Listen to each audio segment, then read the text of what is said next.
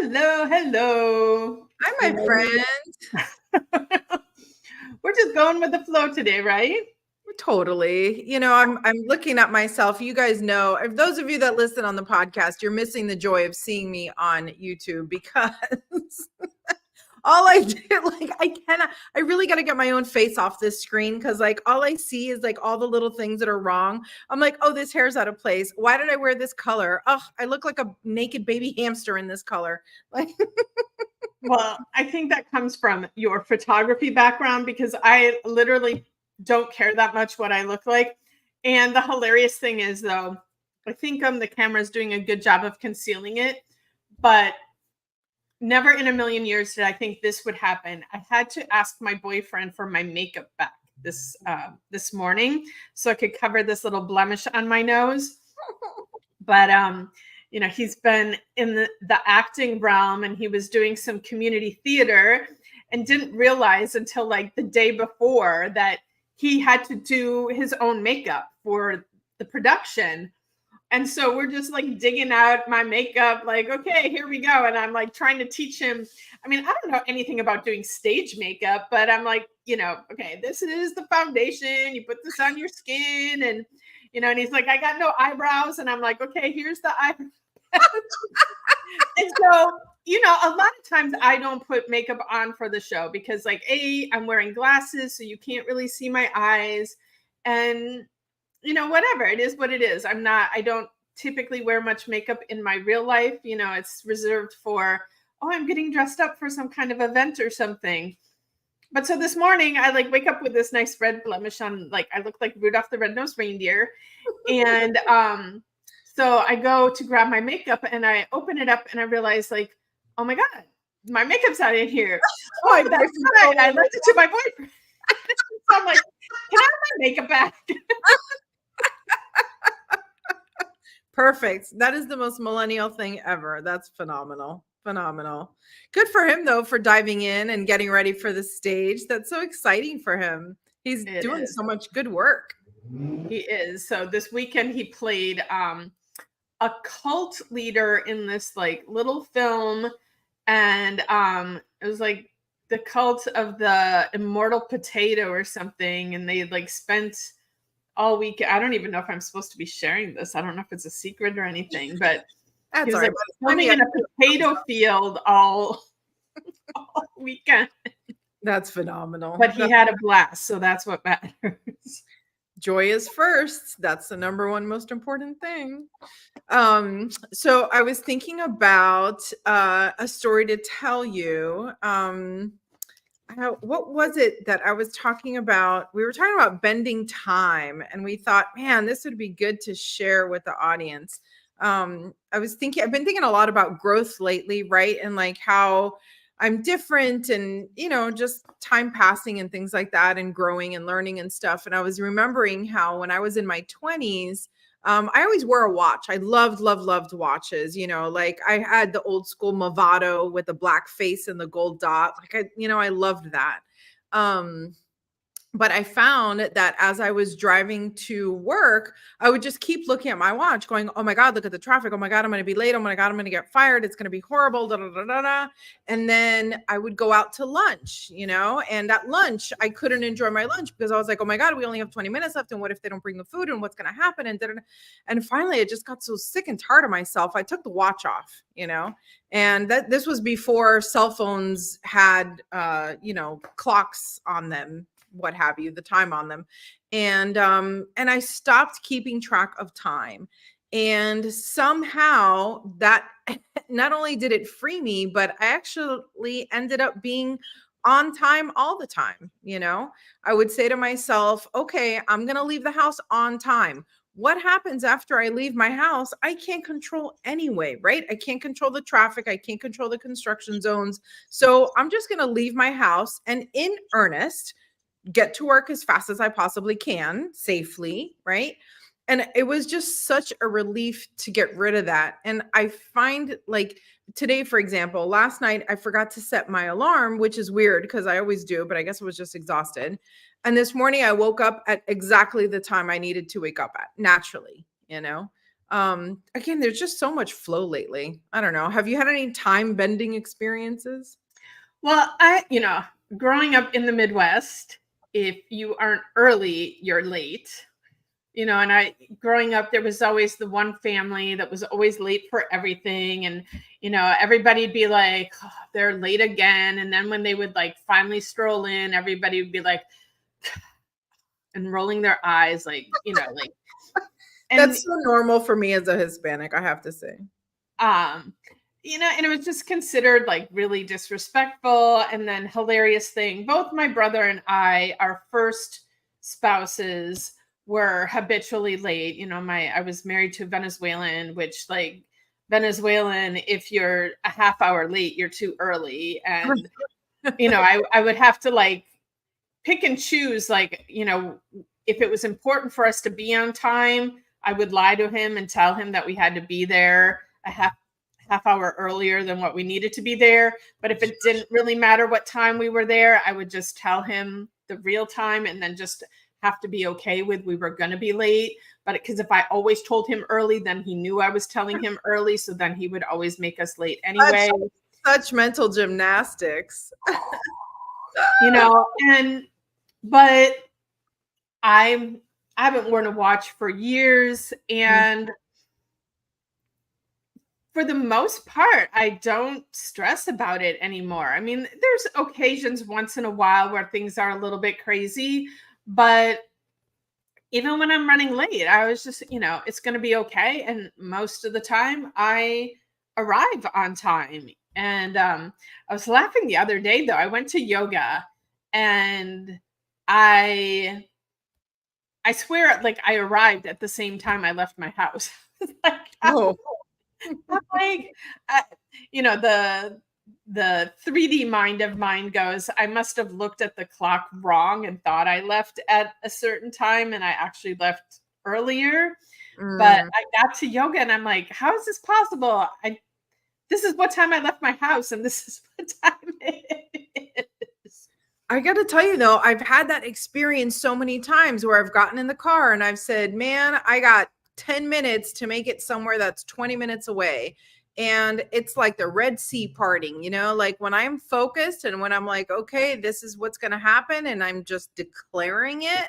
I couldn't tell you what sort of space-time bendy stuff is happening, but it is happening. It's just, yeah, it totally works. And I just feel so much better being in flow and not being worried about it, and that's not to say I get to places late. I don't. I'm not flippant about it. But definitely being in the flow makes a big difference. I had a mentor years back that would talk to me about, we would tweak my affirmations every couple of months, and one of the ones that she gave me was, I have time to accomplish everything I need.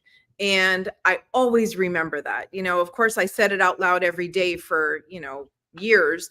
But now, like this morning, for example, I had an hour to do an hour and a half's worth of stuff, including driving and setup and all this kind of stuff. And I just kept on saying to myself, I have enough time to do everything I need. And I did. As a matter of fact, I even got on early with you, right? Like, yes, you did. I guess I did, So the other thing about going places too, especially living here in South Florida, parking is always an issue.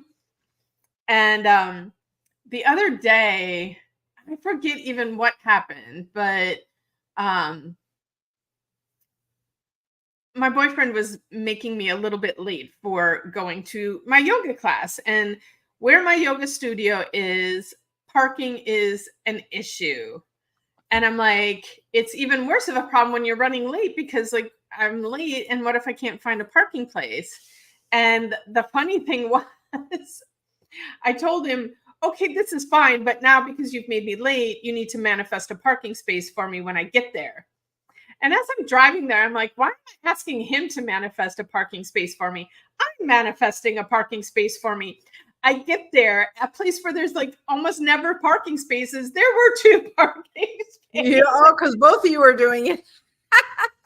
Absolutely. Right. So, it's funny how sometimes like we think that we have no power. And when we just really tap into who we are and declare what we want in this world, how often does it show up? Truly, truly. You know, I was telling you about that Project 369 book that I've been working through, you know, the different workbooks. And so I have been physically writing out the same thing, you know, every day for a couple of months now. And it's been really incredible to see how goals that I've had for example, one particular financial goal, okay, because I've been doing the wealth consciousness book specifically this time around, and I had a specific financial goal for my business, and it was a big one. Like, you know, I had to like swallow really hard when I wrote it because I was like, okay, this is a big one. When I started writing it, it was almost a little bit scary, you know, but as I was writing it, I'm writing it every day, and every day I'm feeling more and more into it, and I'm like, this is it. This is my number. This is what's going to happen. And I just and how do I say this? Like, I almost call it like a loose grip, right? Like, when I hyper focus on I have to have this, I have to have this, and I realize I'm coming from lack, I don't achieve it. I never do. But when I say to myself, this is simply how it is, then things are much easier and I'm not stressing about it. So what did I do? I would write my goal every single day, my crazy, what's would be a Oh, big, hairy, audacious goal or something yeah, like that. exactly. It was one of those. And I wrote it every day. Anyway, the other day I realized, oh wow, March is over. I have to check my numbers, you know, for March. Which usually shows up around the time I have to pay sales tax. That's when I really go look at the numbers. And man, not only did I meet that goal, but I actually surpassed it by like a couple $100. And I was like, I can't believe I did that. Like, it's incredible. And I always say, I can't believe, but I can believe because I did believe, right? I hope the editors grab that one. I, I can't believe, but I did believe because I believed. That's really what happened. And it's been so wonderful, honestly.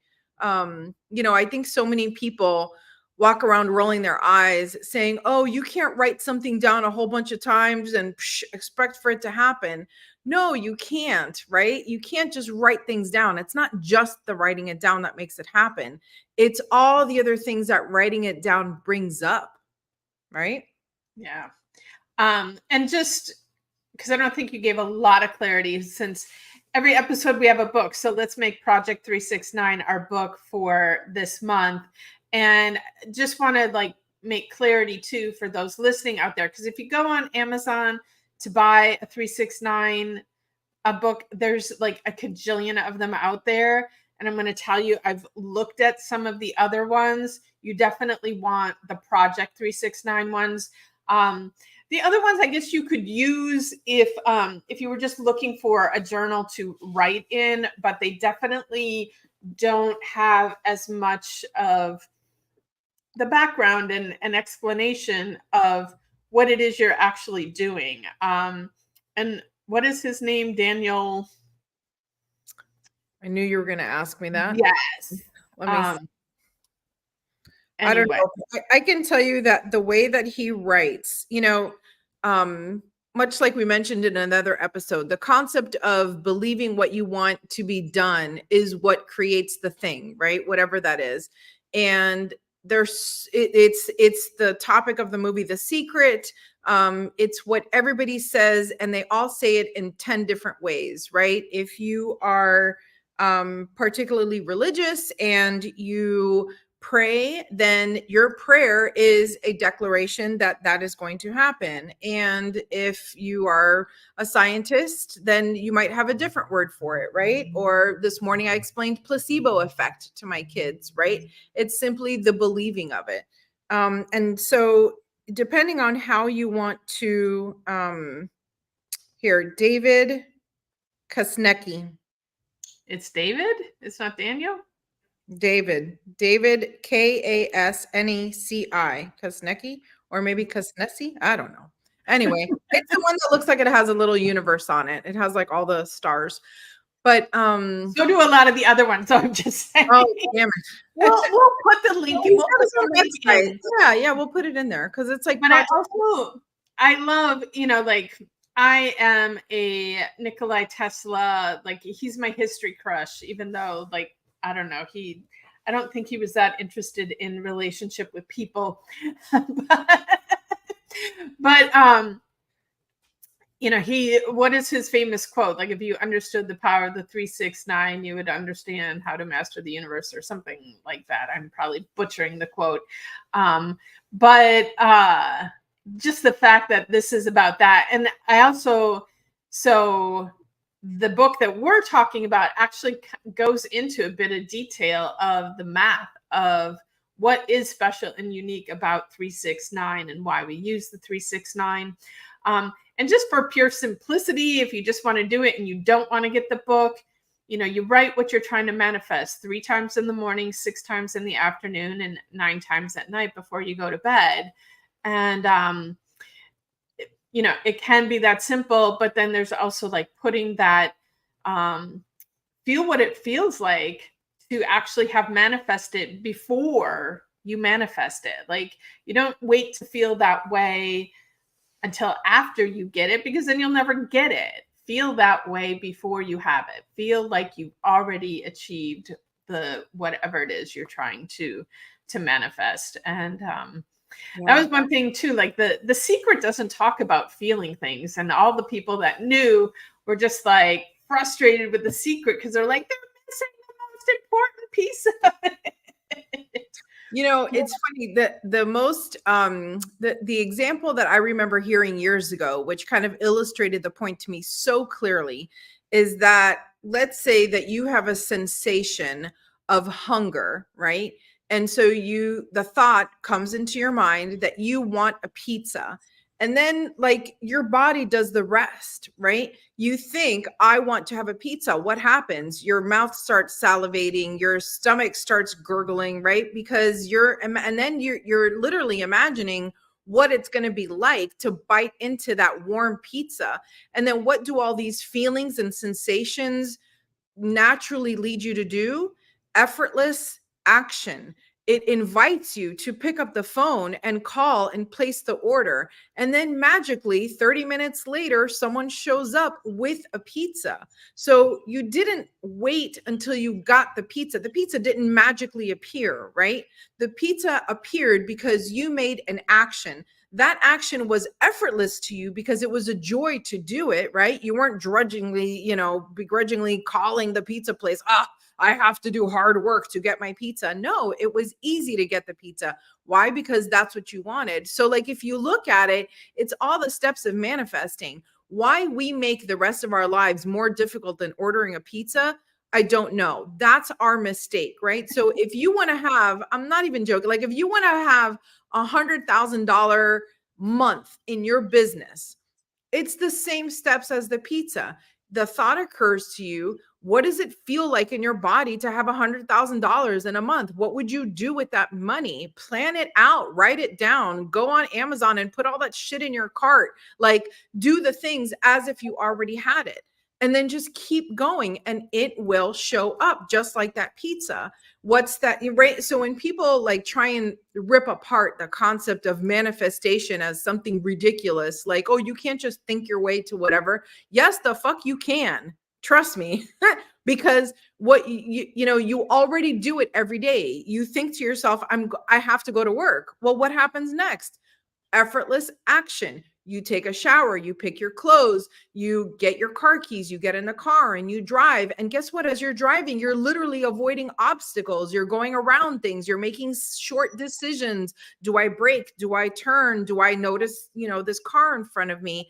The road is closed. Guess what? You take the detour and you still get to work, don't you? So why don't we do that with other things, right? Going to I eat. want pizza now. What's that? You want a pizza now? Me too. The other piece I've been adding on top of it is, and I say this often, is I don't just write them down. I speak them out loud after I write them down. There's a a lot to be said about frequency and vibration, and when you speak it, there's people that like their interpretation of the Bible and the creation story is that all that we see and have here was created by sound, by the word. And so I've been speaking them into existence as well, not just writing them.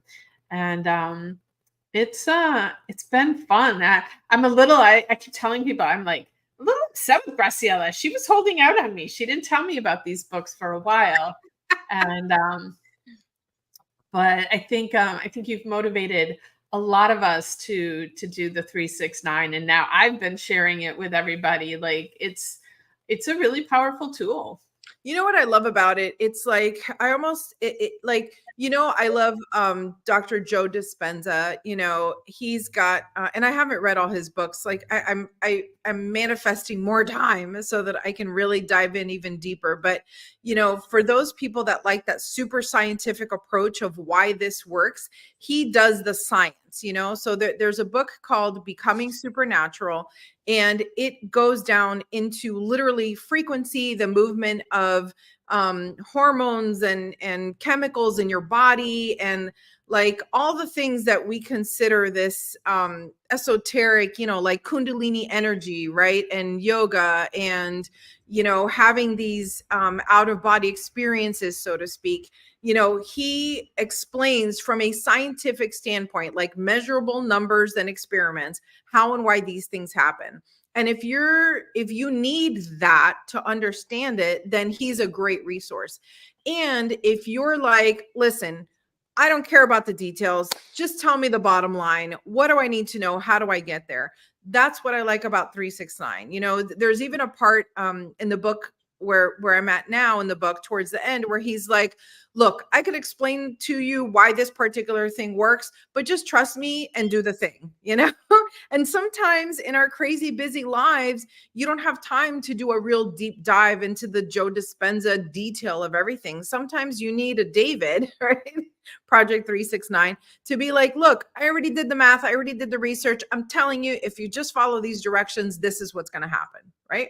And that's it. So, I think the message is the same. I just think we're living in a time where you could get your message in any way you need to receive it, and hopefully we're a part of that. Hopefully us passing this stuff along, in a sarcastic and funny way helps. Well, and that's what I've always said, about, inviting people on the podcast, and the reason we have so many people on and so many different people on. And yes, some of them are giving the same messages that somebody else already said, but you're delivering it in a different way that somebody out there in the audience needs to hear it in that way.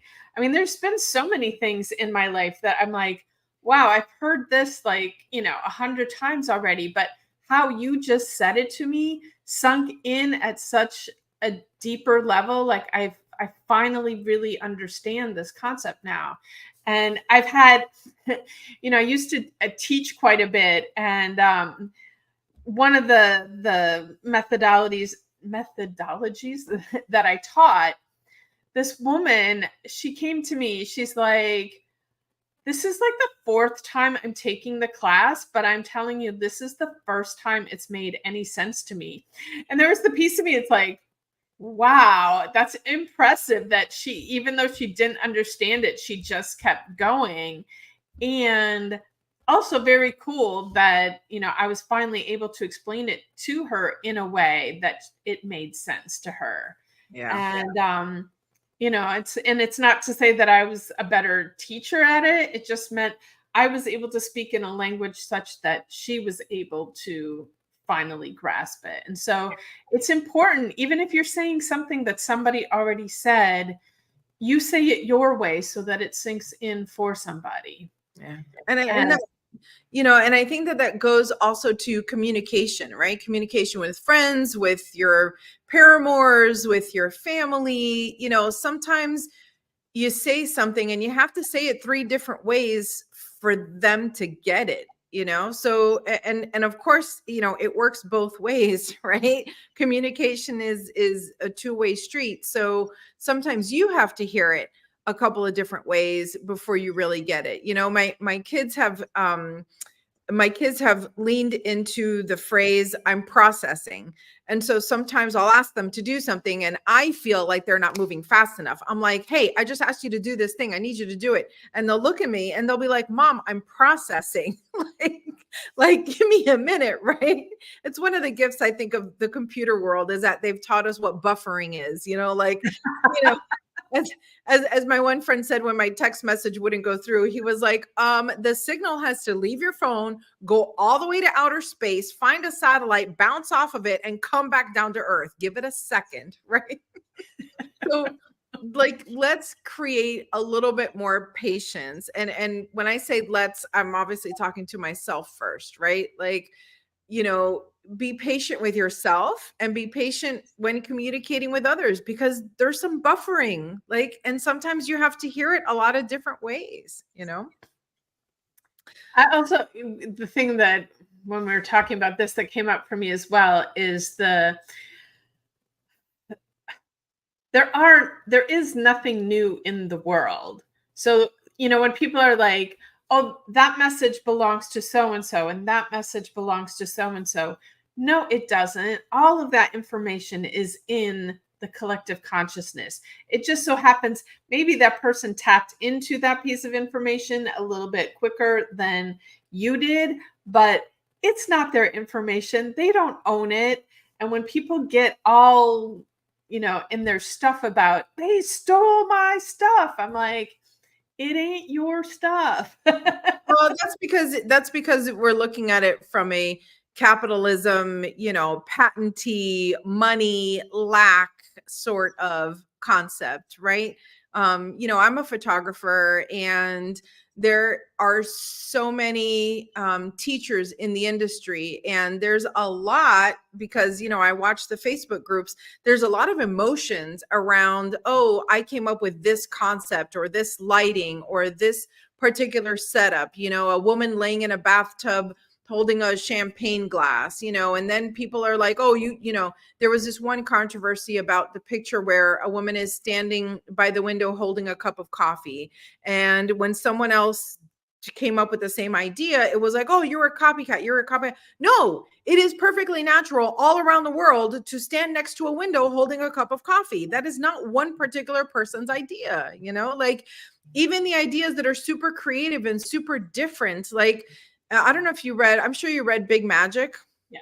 Elizabeth Gilbert, you know, the story that she has in there, I'm not going to spoil it, but you guys have to read it. It's such a great book. It's so relatable and easy to read and just funny and juicy. But it talks about how ideas are literally just floating around us in the universe. And it's whoever has their station tuned in properly that gets to pluck that information. And then, gosh, you know, it's not given to just one person.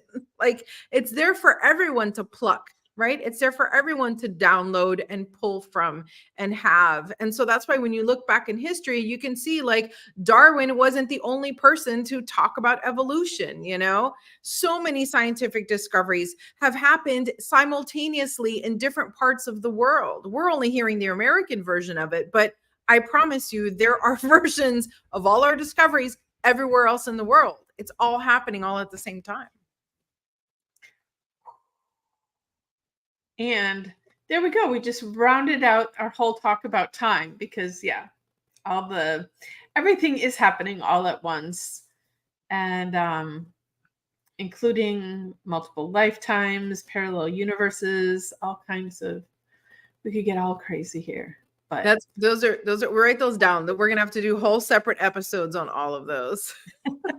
Ghost ships, write that down. Ghost ships. We have to talk about ghost ships. All right. Very good. All right. I'm so glad we got time to chat, just us, you know, and the thousands of people listening all over the world. Love you guys. Yes. And so we were supposed to have, if you're reading the title and going, wait, where is the guest and talking about the traveling diary? hopefully we had some technical difficulties, so hopefully she is coming up next. We just swapped our alone show for our guest show. And so thank you all for tuning in and listening. And we got a whole bunch of likes and loves on this show, so we must have said some fairly good stuff. And feel free to communicate with us. Come hang out with us in the Facebook group. And if you're watching on YouTube, you can, or even Facebook, I think you can leave comments. You can interact with us anytime. Yeah, be a part of the show. The more, the merrier. All right.